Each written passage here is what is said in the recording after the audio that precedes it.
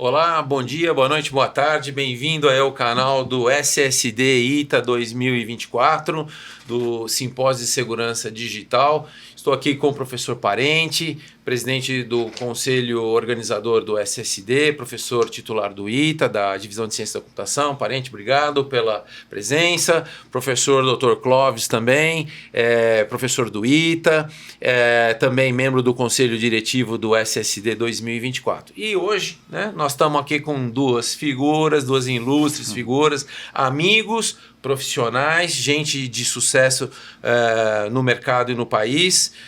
Sérgio Dias, diretor-presidente da Arcitec. Sérgio, obrigado, viu? Está com a gente aqui, Muito engenheiro também de formação, amigo querido. E Dr. Cleobert, né? Migão da gente aqui também, agora mais bonito, com essa barba aí bacana, gente boníssima também, um catedrático, um especialista em tecnologia, em IA, enfim, uma série de coisas a gente vai descobrir aos poucos aqui. Você quiser entender mais, quiser saber mais desse evento que o ITA está organizando, que está colaborando na sua concepção, é o SSD 2024, segundo Simpósio de Segurança Digital. Ele tem o apoio técnico-científico da Divisão de Ciência da Computação. Ele vai ser dia 6 de novembro de 2024, esse ano, no novo hotel SP Center Norte, aqui em São Paulo. Então, já quer saber mais? www.ssdbr.com.br. Professor Parente, vou passar a bola para você dar o primeiro kick-off aqui. O que a gente já pode encaminhar uma pergunta aqui para o Sérgio do aspecto de inovação, tecnologia e cibersegurança? Bom, antes da pergunta, né? Boa noite, boa tarde, bom dia, né? Para todos que possam ver mais adiante essa nossa conversa. Aqui, nesse momento, nós temos duas pessoas representando, aqui o Dr. Sérgio representando o setor corporativo e o professor Cleobert olhando também a academia. E aqui é exatamente isso que a gente quer com o Simpósio de Segurança Digital. Essa colaboração mais estreita, essa aproximação aqui muito estreita entre a academia e o setor corporativo, né? Isso é importante para o país, para que todos possamos desenvolver tecnologia, avançar conhecimento, gerar negócio, gerar parceria, etc., né? Bom, como a gente depende muito da infraestrutura de rede, né, de comunicação, né, tudo passa por aí, né? Eu começaria perguntando que preocupações deveríamos ter muito presente na mente hoje com relação à nossa infraestrutura de telecomunicações, de uma forma geral.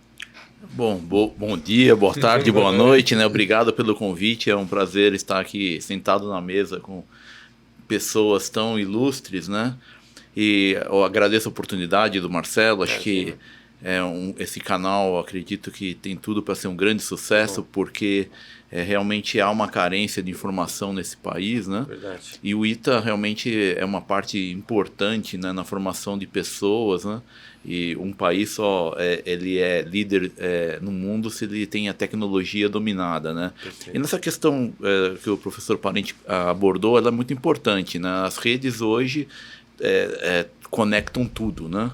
Então, a gente vai ter hoje serviços não só de telefonia celular, mas o teu home banking, o teu vídeo, os teus filhos que acessam os canais que gostam, né? Enfim, o teu trabalho, né? E as comunicações também são usadas hoje para controle de vários serviços essenciais, né? Sejam redes elétricas, redes de água, de aérea, né? Controle aéreo, serviços, né? básicos, Serviços básicos, né? E por outro lado também, infelizmente, né, o número de ataques cibernéticos tem aumentado de maneira volumosa, né?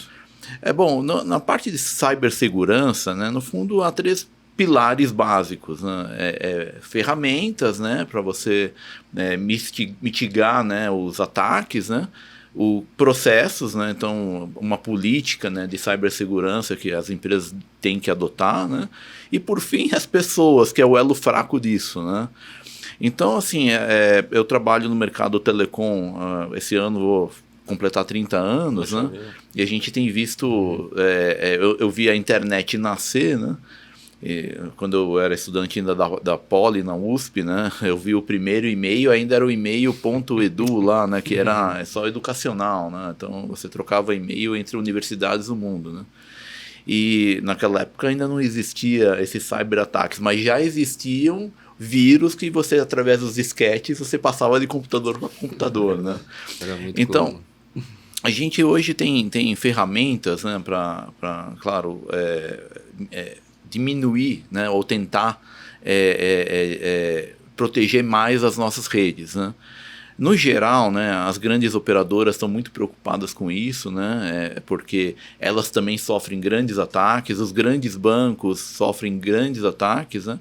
E hoje você tem, além de ferramentas tradicionais, o firewall, os antivírus, né, você também tem outras ferramentas para fazer monitoração e prever um ataque, ver de onde é que aquele ataque está vindo, identificar a origem dele e tomar decisões para você corrigir o problema o mais rápido possível, né? E também há ferramentas para você também testar essas ferramentas que você tem de segurança, né? Então, por exemplo, você pode simular ataques, né, reais para ver se a tua política de segurança que você desenhou e a sua ferramenta, se ela está adequadamente programada para conseguir realmente diminuir o risco dos ataques que hoje temos, né? E os ataques são inúmeros, né? Desde do phishing, né, que foi falado no podcast anterior, né, que você rouba os dados da pessoa, né? Tem outros que, por exemplo, você rouba ou criptografa, né, a base de dados de uma empresa e você pede um resgate para poder liberar lá aquela informação, né? Ou ataques simplesmente para você derrubar um serviço, né? Então, ataques de grande massa, lá, que a gente chama de DDoS, né, que são gerados por inúmeros servidores no mundo, em que você às vezes derruba um site de uma empresa de varejo ou de um banco, né? Você impede, né, por conta de um volume gigante. Sobrecarga, né? É uma sobrecarga. Imagina, por exemplo, se todos os países árabes se reunissem, mandassem todo o seu exército contra Israel, né? Israel tem tecnologia para se defender, né? Mas talvez alguns daqueles soldadinhos com uma faca na mão iria passar essa segurança e iria causar um estrago, né? Então, realmente é um desafio enorme, né? Hoje parece que as pessoas do mal, os hackers do mal estão sempre um passo à frente, né? Mas hoje também há muitas ferramentas muito boas que não vou falar que diminuiria cortaria em 100% o risco, mas diminuiria muito, né? Então, a gente trabalha com esses tipos de ferramentas, tanto de monitoração quanto de teste, né? Mas é um fato o aumento exponencial dos ataques. Assim, não, esse é um fato, e o Brasil, infelizmente, está no top 5, né? No top 5 de ataques cibernéticos no mundo. Então, pegando essa visão, né, quer dizer, todo esse aspecto de proteção, todo esse aspecto de ataque, né, infraestrutura, tudo isso gera dados, né? Dados cada vez mais volumosos, né? Dados sensíveis, dados nem tanto sensíveis, né? Dados que precisam ser protegidos, né? E eu aproveito para fazer aqui esse gancho para perguntar para o professor Cleóbert, né? E aí, esse volume de dados é cada vez maior, a nossa vida depende cada vez mais desses dados, né? O risco de vazar dados sensíveis, né? E o vazamento pode gerar consequências muito danosas, né? O que nós temos a respeito aí dessa proteção, né? Desse aspecto de proteção de dados? Como já dito, né? Bom dia, boa tarde, boa noite. Eu costumo falar até boa madrugada, né? Porque alguns gostam de estudar na madrugada. Reitero aqui o que já foi falado a respeito da importância do próprio evento do SSD e também do próprio canal trazendo aí esse tipo de conteúdo para o público, deveras extremamente importante. Eu vou fazer um pequeno alerta que costumeiramente eu faço para a sociedade em relação a cursos de formação em segurança da informação. Já eu chego na resposta à sua pergunta, professor, é bem rápido.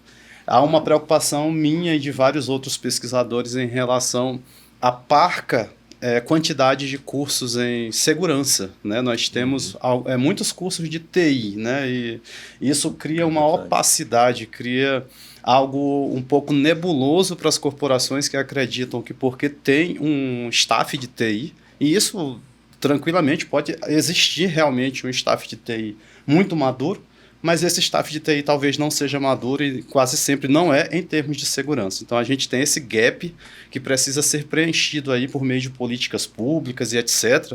É um assunto aqui para outro podcast, se duvidar, né? Mas só fazer essa ressalva aí de que há uma necessidade muito grande de profissionais de segurança da informação. E agora voltando aí para a pergunta do querido professor Parente, nós vivemos hoje no que a gente chama de data-driven approach, né? Uma abordagem baseada em dados, né? A gente usa dados para tudo, a gente sempre usou como humanidade, e há repercussões inúmeras, né? Aqui pincelando um pouquinho a questão jurídica, já de muito as cortes estrangeiras e a nossa Corte Suprema aqui consideram os dados pessoais como uma extensão da nossa personalidade. Então, tudo aquilo que a gente manifesta aí, que fica registrado em algum lugar, é um pedaço meu, um pedaço nosso que fica nesses lugares. Uma curtida que eu dou em plataformas de redes sociais, um CPF que eu forneço em uma farmácia, tudo isso é um pedacinho de mim, um pedaço nosso que fica em mãos dessas empresas, e esses dados continuam sendo nossos.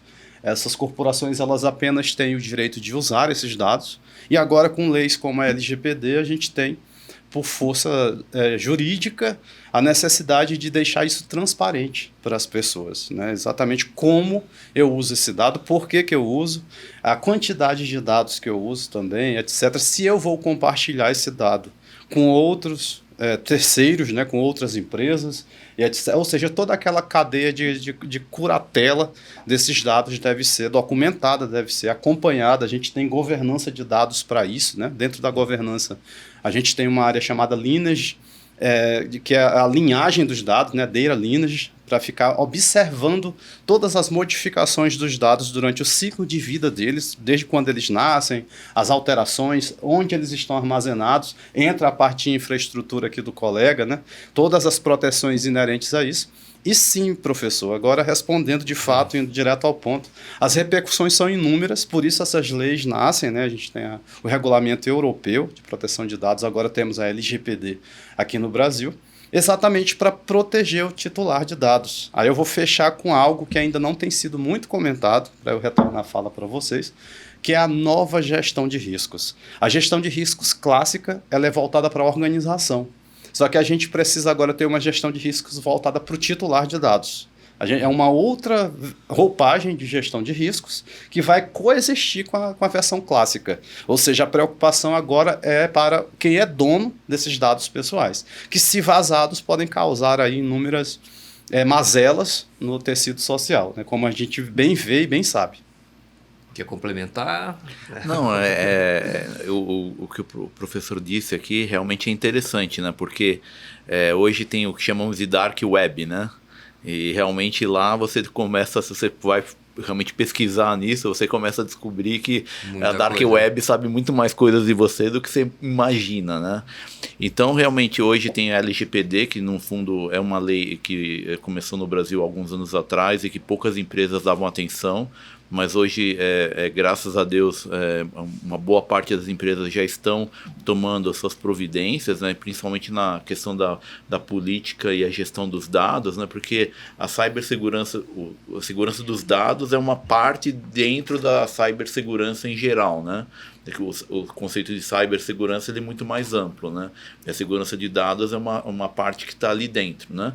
E muito bem apontado pelo professor, eu acho que é a parte educacional. Realmente há uma carência gigante, não diria pequena, gigante no Brasil, realmente de profissionais capacitados para entender essa parte de segurança de dados e segurança de redes. e tem um campo enorme campo de trabalho enorme nos próximos anos, não tenho dúvidas disso. Né? Ou seja, Dr. Cleobert, professor Parente, professor Clóvis, passando depois a palavra ao professor Clóvis a interagir aqui. A gente tinha aquela visão, vou colocar uma visão bem elementar aqui, de que o dado vinha de uma transação de uma farmácia. Hoje a gente, você vai comprar um comprimido aí para dor de cabeça, você já tem que dar o CPF, né?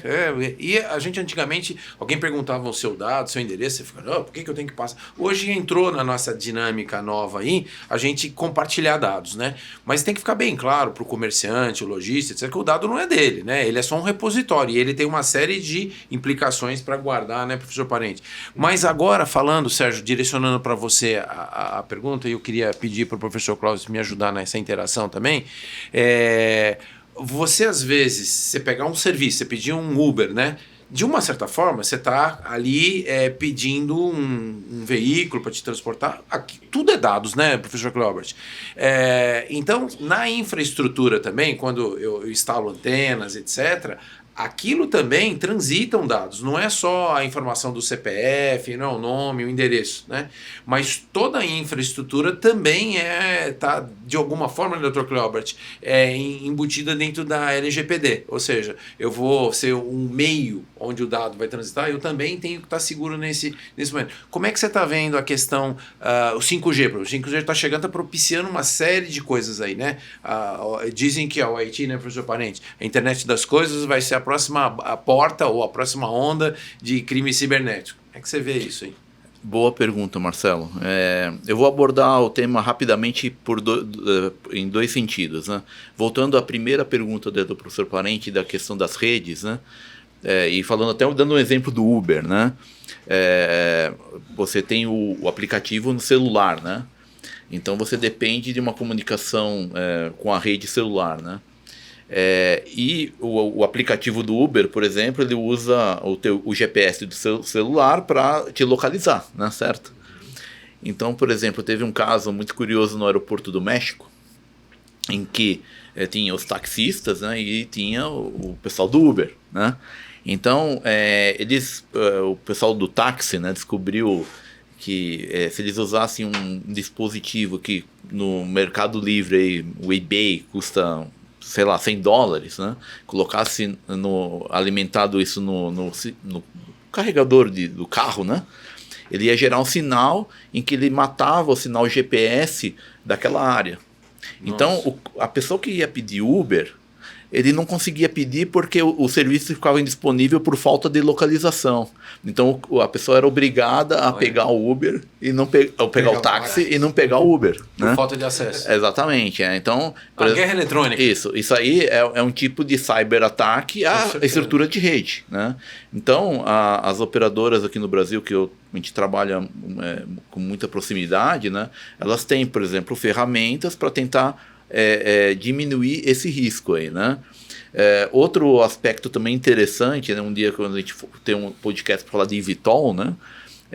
Hoje tem os drones, né? E os drones também estão sendo usados como um tipo de ameaça de cyberataque, gerando sinais para gerar interferência nas comunicações, né?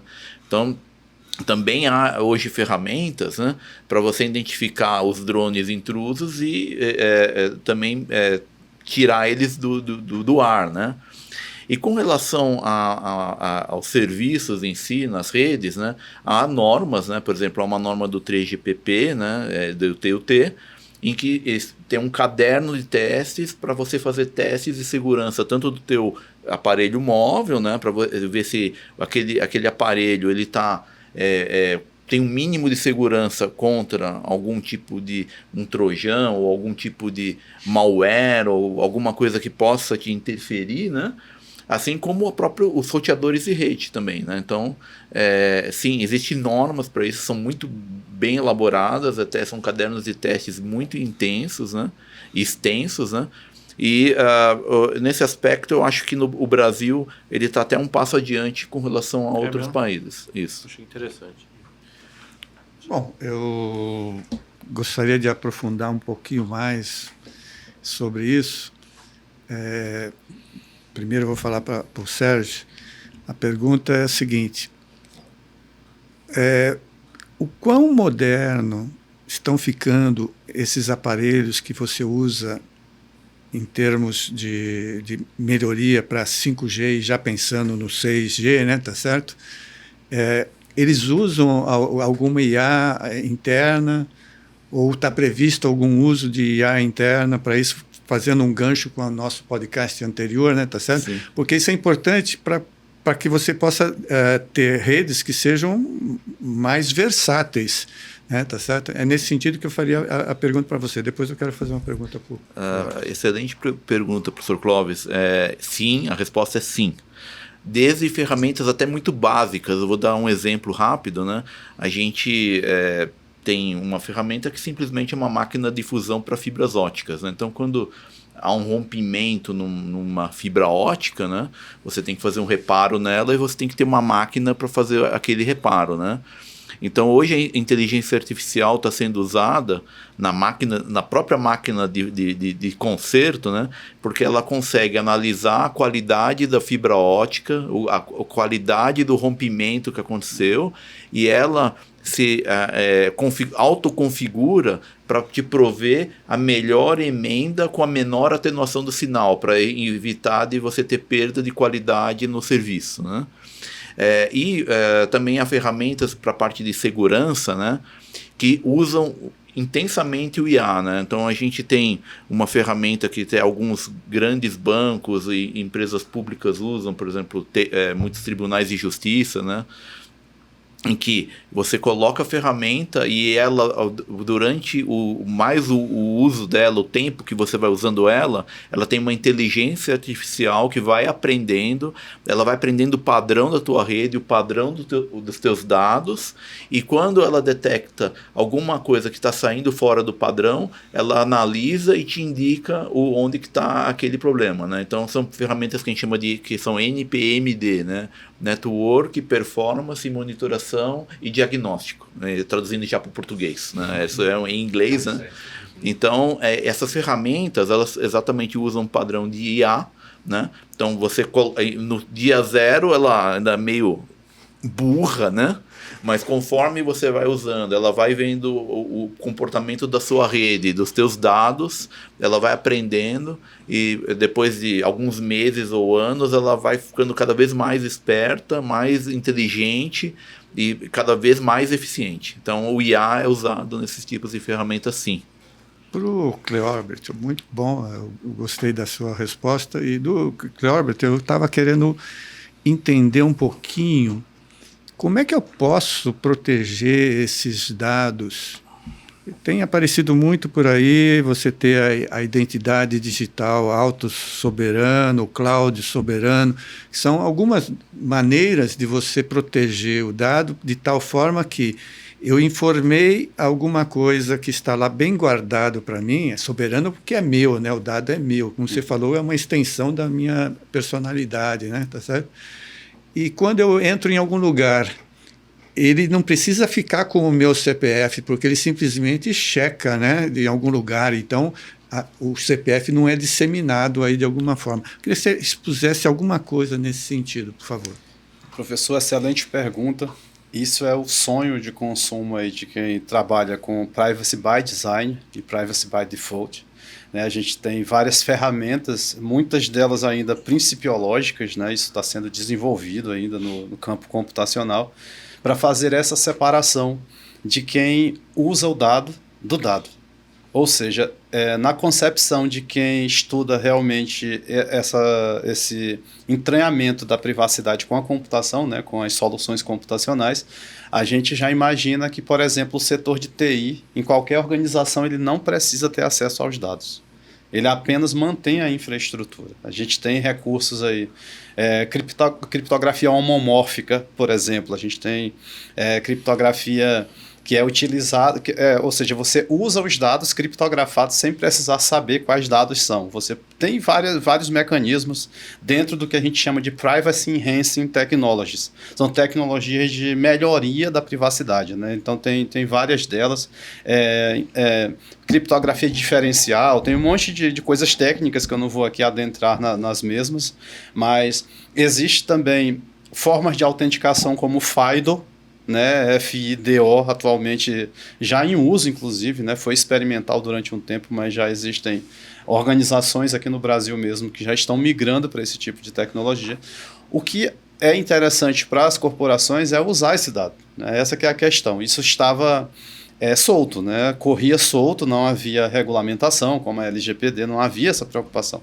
Então as empresas sabem que aquilo é um ativo importantíssimo para o negócio delas. Como eu falei, a gente trabalha hoje numa abordagem baseada em dados, né? A Intel clássica sempre trabalhou com dados, a gente usa os instrumentos da inteligência para tomada de decisões. A gente precisa ter dados para tomar as melhores decisões. Esses dados são analisados, trabalhados, etc. A gente gera ali relatórios para tomar decisões. As empresas, elas assumiram um pedaço da Intel, que muitos chamam de Business Intelligence, né? Inteligência de negócio. Não deixa de ser a inteligência clássica, muitas vezes utilizando ali a tecnologia como infraestrutura para essas tomadas de decisão. Só que sim, a resposta é sim. A gente tem mecanismos atualmente na computação, né? Processuais também, como o meu colega de mesa, que eu fico honrado de dividir mesa com ele, falou, procedimentais também, para a gente conseguir apartar esses dados aí, principalmente quando são dados muito confidenciais, assim, em relação ao titular, ao dono do dado, né? Mas a guerra apenas começou, né? As corporações, elas querem usar os dados, a gente quer apartar esse uso aí, a não ser que seja indispensável. Como o Marcelo falou, só para fechar minha fala, será que realmente é necessário eu fornecer dados pessoais para fazer uma compra? Ou seja, não é uma venda casada ali de um desconto e eu estou fornecendo algo muito mais valioso do que aquele desconto, que é a minha vida, que vai ser ali a partir de então ali monitorada, vai ser trabalhada, talvez até me influenciar depois, né? Como muitas vezes acontece. Bom, perfeito. Eu acho que são discussões assim extremamente importantes sobre o que está acontecendo, né? Acho que a gente pode explorar um pouco mais, né? Uma boa oportunidade, assim como a gente tem o nosso evento para discutir problemas atuais, técnicas atuais, problemas futuros, o que está vindo por aí. Então vamos um pouco nessa direção agora, né? Então vou começar aqui com o Sérgio, olhando toda a infraestrutura de rede, né, dentro de um contexto importantíssimo. Estou trazendo do ITA, ontem eu estava numa reunião que o assunto foi esse que eu vou tratar agora, né? Tá bem. Modelos com relação à mobilidade aérea urbana, né? No espaço aéreo a gente vai ter os drones que vão voar até uma certa altitude para fazer entrega, etc., né? Prestar alguns serviços. Numa outra camada, nós podemos ter os veículos elétricos, né, de decolagem e pouso vertical, né, chamados eVTOL, né, também dentro de uma outra camada. E a gente vai ter helicópteros, vai ter avião, ou seja, as áreas urbanas. Vamos pegar São Paulo aqui, por exemplo, né, aqui em Congonhas. Olhando isso tudo, então vai ser a densidade de ocupação do espaço aéreo vai ser muito grande, né? E aí tem duas grandes questões aí envolvidas. Uma é o próprio controle, né, do uso do espaço. E para fazer esse controle vai depender da infraestrutura, né? Então, a infraestrutura de telecomunicações, que a gente começou lá no início da conversa, entra de novo aí, né? Então, essa combinação de toda essa infraestrutura para dar apoio ao uso do espaço aéreo, para dar apoio ao controle. E nós vemos aí a inteligência artificial generativa, né, aparecendo em tudo. Qual é a sua visão aí agora, tentando a gente explorar esse universo de tantas coisas acontecendo? É uma boa pergunta, né? No fundo, eu sempre brinco com meus amigos que eu vou entrar num eVTOL daqui a 10 anos. Primeiro vamos testar bastante. Carro elétrico até compro, né? Não, mas acho que a gente pode até começar com um exemplo um pouco mais simples, né? Dos carros autônomos, né? Na realidade, o 5G, né? Quando ele foi desenhado, né? Ele sempre pensou numa questão de baixa latência, né? Então, o que é baixa latência? Quando você requisita através da rede 5G um serviço, né, ou uma informação, essa informação vai e volta a pergunta vai e a resposta volta em questão de milissegundos, né? Então, o carro autônomo, ele precisa de informações para tomar decisões, né? Então, se o semáforo fechou, você tem que virar à direita, virar à esquerda. Se o carro da frente está muito próximo, tem que diminuir velocidade, né? E isso requer redes realmente com essa banda, disponibilidade de ter milhares de dispositivos conectados a ela ao mesmo tempo, né? E a latência é muito baixa, né? Então imagina se você tiver o teu espaço aéreo, numa altitude você tem os drones, numa outra altitude você tem os eVTOLs, outra os helicópteros e mais acima, obviamente, as aeronaves de grande porte, né? Então você vai precisar de ter uma densidade de rede bastante grande, né, para você comportar e controlar todo esse caos aéreo, né, vamos falar assim, né? E também ferramentas de posicionamento bem apuradas. Então você precisa de ter alguns sistemas, né, que você fala assim, tá bom, olha, o eVTOL, você tem que entrar nessa faixa de altitude e só pegar essa via aérea, vamos falar assim, né? Os drones também, os drones com algumas limitações, inclusive de áreas onde ele pode andar, né? Então, e agora imagina se a rede não estiver também protegida, né? Então a rede vai ter que ter confiabilidade para isso, né? Eu não vou nem entrar nos aspectos técnicos que eu já mencionei, mas pensando na segurança, imagina se um ataque cibernético bagunça tudo isso e você tem o milhares disso tudo, exatamente, né? Então Algumas consequências. Exatamente. Mas hoje vamos ser bem honestos, já existem ferramentas muito avançadas que podem dar uma segurança muito grande para isso, né? E eu gostaria até de terminar também, né? Porque, com a minha fala, mencionando que hoje a guerra é eletrônica também, né? Então, você vai ver hoje o conflito Rússia-Ucrânia, né? Então, milhares de ataques hoje são feitos com drones, né? Então, você tem tanto alguém atacando com drone, como alguém tendo ferramentas para se defender daqueles drones, né? E mesmo que você, por exemplo, tem ferramentas, né, que você também engana o inimigo, né? Você coloca um soldado com uma mochila nas costas, em que ele gera comunicações falsas, em que o outro lado fica escutando e acha que tem 1 milhão de soldados vindo em sua direção, e é um só, entendeu? Então, realmente, a questão da guerra eletrônica daria um outro podcast aqui, né? E é muito interessante, tem muitos exemplos sobre isso, né? Mas realmente, hoje, se você for pensar em utilizar hoje as redes de telecomunicações para dar infraestrutura aeroviária, sim, é possível, há tecnologia para isso. Tem que ainda se desenvolver, investir mais dinheiro, porque realmente ainda estamos bem no início do 5G. O 5G ainda nem chegou onde ele foi projetado para estar. A indústria, obviamente, já está falando do 6G, né? Porque ela depende de inovação, mas eu acredito que em questão de 5 anos a gente vai ter uma estrutura de 5G já suficiente, pelo menos nas grandes cidades, para prover essa informação aeroportuária para a parte da navegação e controle, até de carro autônomo também, né? Muito bem, não, legal. Aproveitando aqui, né, um gancho, ele já levantou questões importantes, né? Qual a sua visão aí? Nós temos a IA generativa, né, sendo aplicada em diversos contextos, nós temos avanços, né, o professor Clóvis comentou, em dados da saúde, proteção de dados, enfim, qual a sua visão aí de toda essa tecnologia da IA nos diversos contextos da sociedade?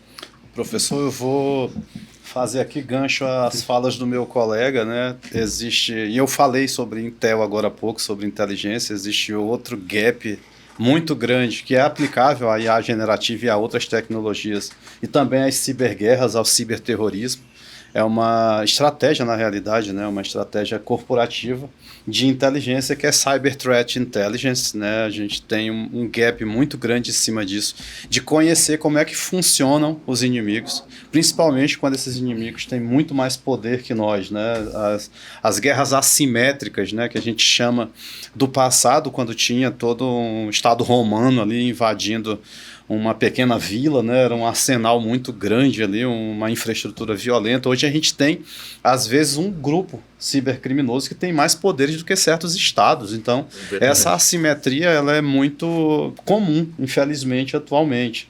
E a gente tem as guerras híbridas também, né, onde a Rússia mesmo, né, não assume, mas imagina-se, supõe-se, né, não posso aqui afirmar, mas supõe-se que ela fragilizou em vários momentos alguns estados, né, como a Estônia, né, em alguns momentos, e essa fragilidade é logo acompanhada da guerra tradicional, né, a invasão ali, na realidade não é nem guerra, é o conflito ali entre esses países, né, e a questão da IA generativa, muito comentada, né, um tema que está na hype, né, como já foi falado aqui nesse mesmo canal anteriormente, ela carece de uma nova visão de riscos, na minha opinião. A gente, se for fatiar a inteligência artificial, sei lá, se a gente pega apenas uma forma de se fazer implementações de inteligência artificial, por exemplo, o aprendizado supervisionado, né, quando a gente informa para um algoritmo o que é que a gente quer que ele aprenda, né? Digamos que eu tenho aqui uma taça, eu rotulo isso aqui, eu digo que toda vez que aquele software ele vê um formato como esse, nessas cores, com material XYZ, claro que isso a gente aplica matemática por trás, ele vai aprendendo e todas as vezes que vai chegando mais dados parecidos, ele chega num grau de maturidade ali que eu vou confiar em levar aquilo para produção, né, para o uso mesmo prático no dia a dia. Ele, toda vez que vê uma taça, ele vai me avisar, e essa taça vocês podem imaginar outra coisa, como por exemplo, um bandido invadindo um terreno, né? Você aprendeu que aquele tipo de horário, aquele tipo de padrão, ele vai resultar em algo que vai gerar um alerta, né, para quem está ali usando aquela IA aplicada. Onde eu quero chegar? Se a gente pegar apenas o aprendizado de máquina, o machine learning supervisionado, que é esse exemplo que eu estou dando, quando a gente rotula aquelas informações que vão ser fornecidas para treinar aquela IA, ela é uma criança e a gente treina ela para ela aprender o que é taça e depois a gente usa ela crescidinha já no mercado, a gente vê que tem várias fases. Tem os dados, os dados de treinamento, né? Esses dados que a gente vai fornecer para treinar o algoritmo, é uma escolha que pode ter vícios, né? Podem ter vícios nos próprios dados, podem ter vícios em quem escolheu esses dados, e existe um ataque chamado de AI Data Poisoning, que é o envenenamento dos dados da IA.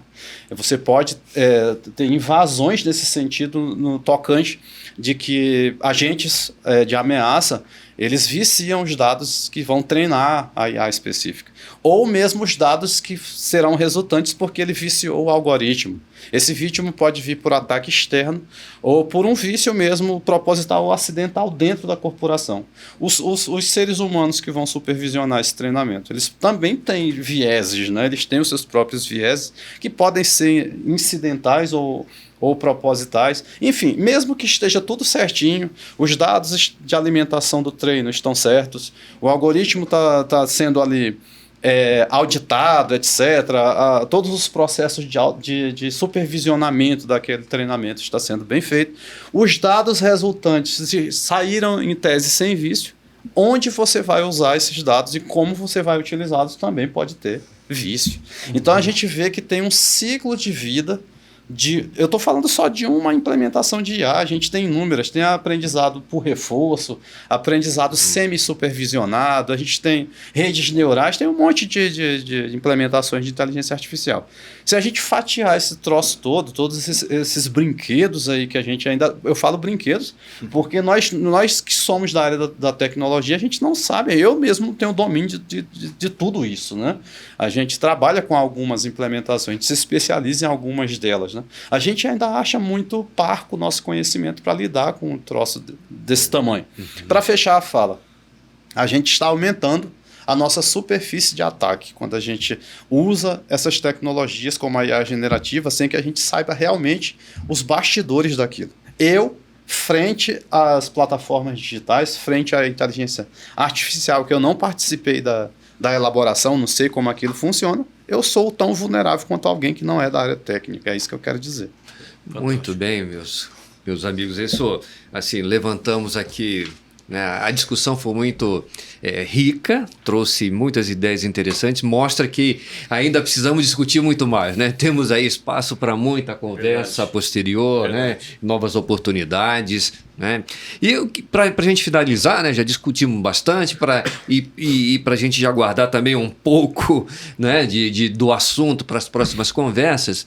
Para finalizar aqui, queria pedir a cada um que expressasse a sua opinião, como vê dentro da sua área de atuação a importância de discutir os seus assuntos principais dentro do contexto do nosso simpósio que vai acontecer dia 6 de novembro em São Paulo, no Novo Hotel. Né? Fica aqui já o convite aberto para todos os interessados. Então, né? intimados. Eu fui generoso aqui, fui muito educado aqui. Intimados. São nossos Porque amigos. o evento busca essa aproximação, né? Busca juntar, reunir diversos setores da sociedade para interagir, trocar experiências e buscar novos avanços, novas soluções, novas ideias. Né? Por favor. Bom, eu queria então agradecer mais uma vez a oportunidade de estar aqui com o Ita, né? Com o professor aqui do Mackenzie, o Kleber também. Então, acho que no simpósio, né, de segurança digital desse ano, né, pelo menos da minha parte, acho que eu vou querer abordar muito realmente são essas ferramentas, né, que aprendem, né, com o andar da carruagem, vamos dizer assim, vão aprendendo e elas vão se autoconfigurando para ajudar pessoas que trabalham, né, na parte de segurança de redes, né, a ter um canhão na mão, né, para poder se defender contra... Porque, na realidade, nós estamos na defensiva, né? A gente sabe que a gente vai receber o ataque de fora. Sempre né? vem antes, né? Exatamente. Era que nem na época medieval, né? Você construía o castelo no alto do morro, né? Dá você tempo tinha de que ver, ver né? o inimigo vindo, né? Então, e para você poder se precaver para jogar pedra nele quando chegasse perto, né? Então, Com as armas que tem hoje a gente tem exatamente essas armas, né? Para poder você testar, se proteger, né? E também armas para você testar a sua defesa, né? Então, eu acho que é um aspecto bem prático, né? Porque, claro, eu sou uma pessoa do mercado, né? Então a gente está trazendo esse conhecimento de essas ferramentas, né? Para ajudar as empresas e as pessoas a terem algo para se defender desse mal, né? O mal do século atual, né? Que os ataques digitais e as guerras eletrônicas, né? Então, a gente sempre cresce com as ameaças, essa que é a verdade. Exatamente. Né? Dr. Robert, para encerrar. Eu repito as falas aqui do colega, né? Uma honra enorme estar aqui com vocês, professores, com o Marcelo. Marcelo sempre muito solícito. Imagina. Aí. Está sempre no olho do furacão, movimentando esses momentos, isso é muito importante. E o SSD, eu vou deixar aqui uma provocação, principalmente para o professor Clóvis, que a gente troca várias ideias aí sobre eventos. Eu até me comprometo aqui, vai ficar gravado, né? Eu tô ferrado. Vou até usar aqui de um termo mais... Olha o que vai falar, hein? Exatamente, de provocar cursos que eu vi nascerem de segurança em algumas instituições, cursos aparentemente muito bons, né, de coisas bem modernas. Eu posso fazer essa ponte entre o evento, o SSD e esses players, para que eles participem do evento e levem, né, seu público para lá. Eles vão ter a oportunidade de divulgar ali o trabalho deles. Isso fazendo menção ao ponto lá da minha primeira fala, né, sobre a minha preocupação de realmente capacitar mais pessoal para trabalhar com segurança, porque é uma questão de soberania.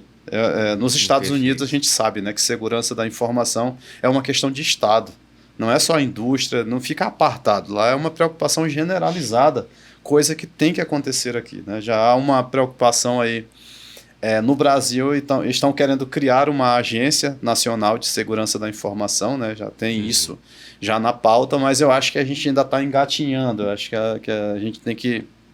Na realidade, eu tenho certeza que a gente precisa adubar mais esse terreno. Tá? Então, eu deixo aqui meu compromisso de procurar esses players aí para o SSD. Obrigado aí mais uma vez pela oportunidade. Obrigado pela presença. Bom, gostou? Curte, segue, compartilha, ssdbr.com.br. Professor Parente, professor Clóvis, obrigado aí pela companhia na mesa. Engenheiro, amigo, super profissional, presidente da Arcitec, arcitec.com.br, certo? Isso. Olha lá. Professor Dr. Cleóbert, uma honra, como amigo querido também estar aqui. A gente se vê por aqui e aqui, ó, no dia 6 de novembro, 2024, Novotel Center Norte. Acompanhe a gente vai se falando mais, não deixe de nos seguir, porque novos podcasts virão.